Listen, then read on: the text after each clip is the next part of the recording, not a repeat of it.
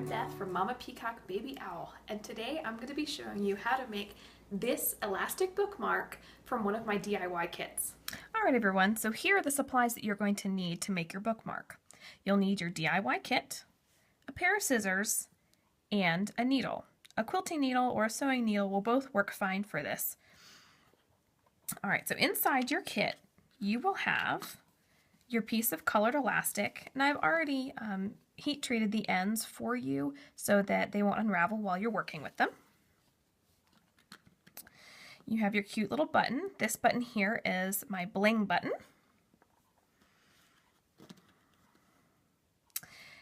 Your small elastic band and some coordinating thread. Alright, so now that we have our supplies, we're ready to get started. Alright, so we are going to start with attaching our elastic band first. Now what I've done is I've taken the thread and I've gone ahead and I have put a nice big knot in the end. You'll notice that it has to be pretty large.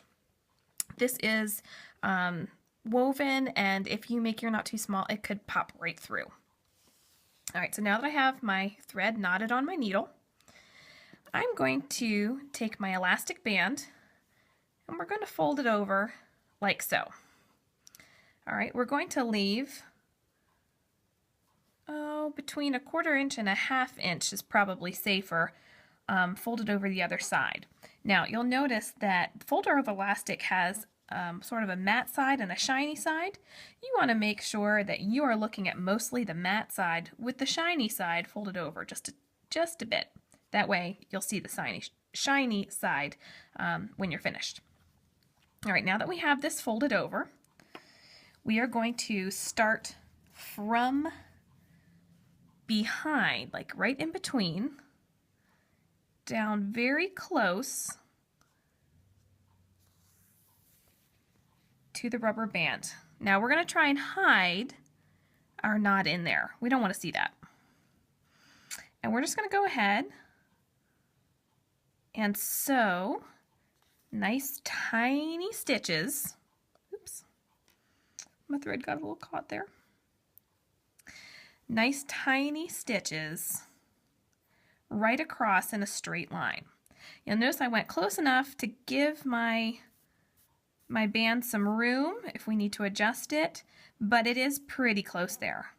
Okay, so again, nice tiny stitches. All right, and just continue all the way across. Okay, I finished sewing across, and just to make sure that it stays really well secured, I went ahead and made an additional sewed right across there, just so that it has double the security here, because we really want to make sure this doesn't come off when it's, being used as a bookmark, because you don't want to lose your place. That stinks.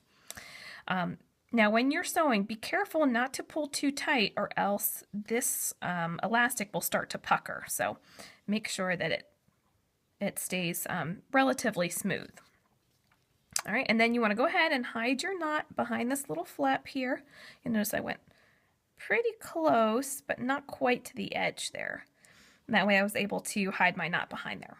Now, we have finished securing our tie, so we're ready to move on and work on our button side. Now again, we're going to fold over our elastic. Okay, so we have mostly the matte side showing with a little bit, 1/2 inch or so, of this shiny side facing us.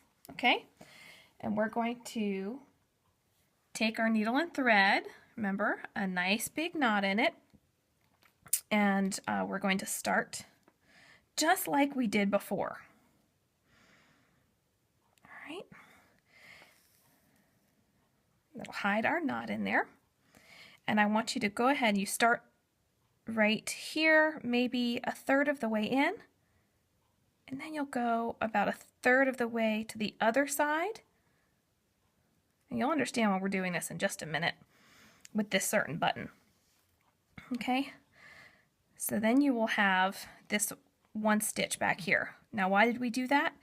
Because we have a button with two holes. They might be hard to see because of this bling, that are about the same width apart there. Okay, so we're going to come up through one side of the button. All right, and then we'll go down the other side. Now see, I'm going to flip this over and we should come out right where we put in that first stitch. Okay. That should keep this bling button. Now if you have a button with a different backing, you'll have to adjust accordingly. And then we'll go back in. Oops.